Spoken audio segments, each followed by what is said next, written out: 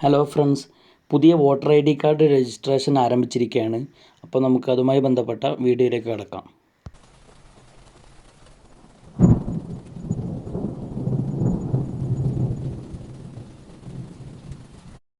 Guys, അപ്പോൾ 18 വയസ്സ് പൂർത്തിയായവർക്കും നിലവിൽ 2025 വോട്ടർ പട്ടികയിൽ ഇല്ലാത്തവർക്കും പ്രവാസികൾക്കും വോട്ടർ പട്ടികയിൽ പേര് ചേർക്കാനും ഐ ഡി കാർഡ് ഉണ്ടാക്കാനും ഇപ്പോൾ അവസരം വന്നിരിക്കുകയാണ്.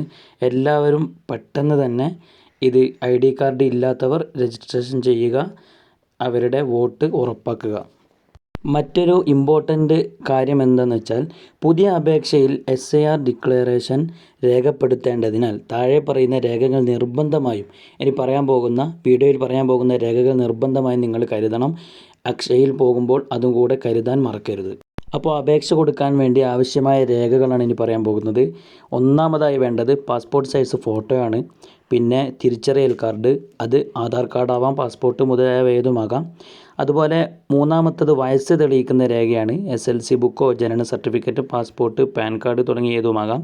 അതുപോലെ മേൽവിലാസം തെളിയിക്കുന്ന രേഖ, ration card, Aadhaar, passbook, passport പോലെയുള്ളവയും ആകാം.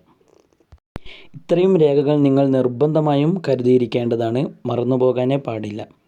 മറ്റൊരു കാര്യം നിങ്ങൾ പ്രത്യേകമായി ശ്രദ്ധിക്കേണ്ടത്, അപേക്ഷയിൽ ഡിക്ലറേഷൻ പൂരിപ്പിക്കുന്നതിനായി അച്ഛൻ, അമ്മ, ഭർത്താവ്, ഭാര്യ തുടങ്ങിയ ആരെങ്കിലും 2025 വോട്ടർ ലിസ്റ്റിൽ പേരുള്ള ജീവിച്ചിരിക്കുന്നവർ അവരുടെ വോട്ടർ ഐ ഡി കാർഡ് വിവരങ്ങൾ അവരുടെ വോട്ടർ ഐ ഡി കാർഡിലുള്ള വിവരങ്ങൾ ആവശ്യമാണ്. അതുകൊണ്ട് അതുകൂടെ കരുതുക.